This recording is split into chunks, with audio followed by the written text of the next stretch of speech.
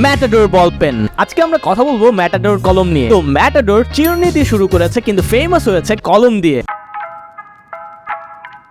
কোম্পানিটি 1998 সাল থেকে চিরুনি এবং কলম তৈরি করে আসছে, কিন্তু কলমটাই বাংলাদেশের বাজারে ম্যাটাডোরকে জনপ্রিয় করে তুলেছে। আমি ম্যাটাডোরকে চিনেছি কলম দিয়ে, আপনিও চিনেছেন হয়তোবা কলম দিয়ে, আর যার কারণে কলমটাই এখন পর্যন্ত তাদের বিক্রয়কৃত পণ্যের শীর্ষে রয়েছে। ম্যাটাডোর বর্তমান সময়ে দেশের সবচেয়ে বড় বল পেন ম্যানুফ্যাকচারিং ইন্ডাস্ট্রিতে পরিণত হয়েছে। এছাড়াও প্রতিষ্ঠানটি পুরনো কলমকে রিসাইকেলের মাধ্যমে বল পেন, জেল পেন সহ বিভিন্ন রঙের কলমে রূপ দিয়ে যাচ্ছে এবং মুনাফা অর্জন করে যাচ্ছে। বাজারে তো অনেক কলম আছে, তাই না? তাহলে ম্যাটাডোরই কেন এত জনপ্রিয় হয়ে উঠলো? সো কোম্পানিটি আসলে ভ্যালুয়েবল পণ্য নিশ্চিত করে ভোক্তাদের চাহিদা পূরণ করে যাচ্ছে। তারা ক্রমাগত ইনোভেশন এবং ব্যবহারকারীর অভিজ্ঞতার দিকে মনোযোগ দিয়েছে, যার কারণে ব্র্যান্ডটি স্টেশনারি বাজারে একটি পছন্দের জায়গা দখল করে নিয়েছে। প্রতিষ্ঠানটি কলম উৎপাদন করে এশিয়ার সর্বোচ্চ কলম উৎপাদনকারী প্রতিষ্ঠান হিসেবে স্বীকৃতি লাভ করেছে। ম্যাটাডোর শ্রীলঙ্কা, সৌদি আরব, মায়ানমার, মালয়েশিয়া, দক্ষিণ আফ্রিকা, কেনিয়া, ইউকে এবং ইউএসএ তে পণ্য রপ্তানি করে যাচ্ছে।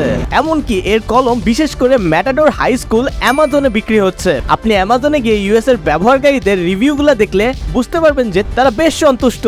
এখন যদি আমরা বলি যে তাদের কাস্টমার বেস কারা, তাহলে শুনে অবাক হবেন যে বয়স 4 থেকে 70 প্লাস সকলেই ম্যাটাডোর কলমের ভোক্তাদের মধ্যে পড়ে। তাদের এত বড় কাস্টমার বেস কিন্তু একদিনে তৈরি হয়নি। ম্যাটাডোর তাদের কলমগুলোতে অনবরত ক্ষুদ্র ক্ষুদ্র পরিবর্তন ধরে রেখে ট্রেন্ডস অনুযায়ী চলার চেষ্টা করে যাচ্ছে। এই ওয়েট, যদি ভিডিওটা এই পর্যন্ত ভালো লেগে থাকে তাহলে একটা লাইক দিয়ে দেন, যাতে আমি আরো গ্রো করতে পারি এবং ভালো ভালো কন্টেন্ট এক্সিকিউট করতে পারি।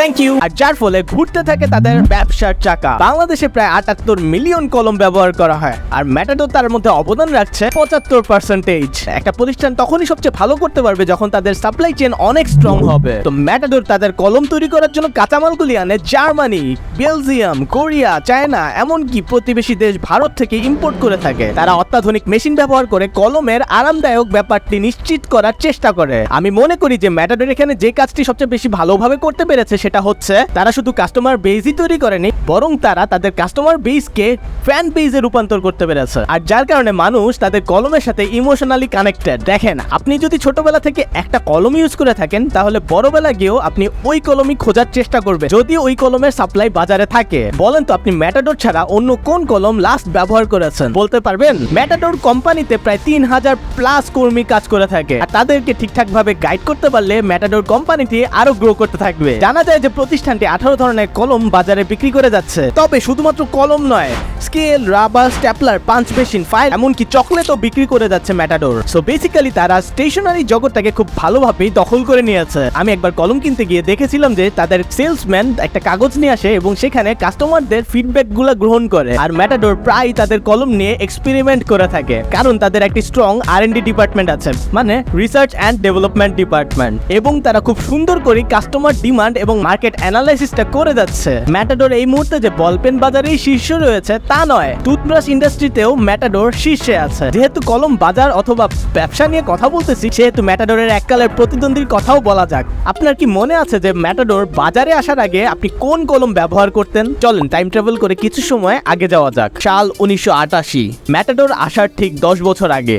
তখন ইকোনো কলম বাজারে আসার সাথে সাথে এতটাই জনপ্রিয় হয়ে যায় যে তার 5 বছরের মধ্যে এর রেভিনিউ বেড়ে দাঁড়ায় 2 গুণ। 1993 সালে এর রেভিনিউ ছিল 25 কোটি টাকা। বর্তমানের 25 কোটি টাকা আর তখনকার 25 কোটি টাকা কিন্তু সেম না। এর রেভিনিউ আস্তে আস্তে বাড়তেই থাকে। 1997 সালে এর রেভিনিউ বৃদ্ধি পেয়ে হয় 40 কোটি টাকা। তবে ইকোনো সবচেয়ে বড় যে ভুলটি করে তা হচ্ছে জনপ্রিয়তা এবং বিক্রি বাড়লেও ইকোনো ডিএক্স এর পর আর কোনো নতুন ডিজাইন তারা বাজারে নিয়ে আসেনি। এরপরেই 1998 সালে রাবার গ্রিপ বডির সাথে সূক্ষ্ম নিপ ও আকর্ষণীয় ডিজাইন সহ সম্পূর্ণ ভিন্নতা নিয়ে আবির্ভাব ঘটে ম্যাটাডোরের। গ্রিপের বডি হওয়ায় কলম ধরতে সহজ হয়, আর সূক্ষ্ম নিপের কারণে লেখা হয় স্মুথলি। আর এসবের সাথেই আকর্ষণীয় রং এবং ডিজাইন তো রয়েছেই, যার কারণে ম্যাটাডোর সহজেই ক্রেতাদের নজর কেড়ে নেয়। এইভাবেই ম্যাটাডোরের উত্থানের সাথে সাথেই মার্কেট হারাতে শুরু করে 10 বছর রাজত্ব করা ইকোনো। ম্যাটাডোরের কলম 2 টাকা বেশি হলেও এর ব্যবহার উপযোগিতা গ্রাহকদের ভরসা পেয়ে আসছে বরাবরই। অন্যদিকে এসব কারণে কারণে ইকোনোর যে ত্রুটিগুলো রয়েছে সেগুলোও সামনে চলে আসে। ম্যাটাডোর তাদের প্রথম টেলিভিশন বিজ্ঞাপনটি প্রচারণা করে 2017 সালে। তাদের দাবি তারা জার্মান হাই ফ্লো কালি দিয়ে তাদের কলমগুলো তৈরি করে,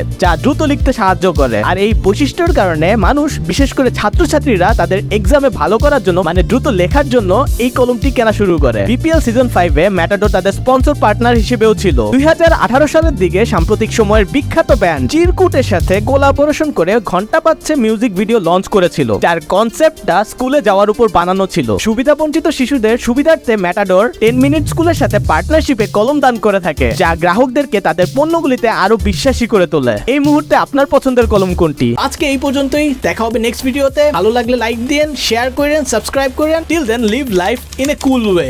আমার ইউটিউব চ্যানেলে গিয়ে প্লিজ সাবস্ক্রাইব করেন। বেশি সাবস্ক্রাইবার নাই, গ্রো করার ট্রাই করছি। আমি মেইনলি আমার ইউটিউব চ্যানেলেই ভিডিও বানাই এবং আপলোড করি। আশা করি আপনাদের ভালো লাগবে। সো তাড়াতাড়ি যান, সাবস্ক্রাইব করেন, ভিডিওগুলো দেখেন। ধন্যবাদ।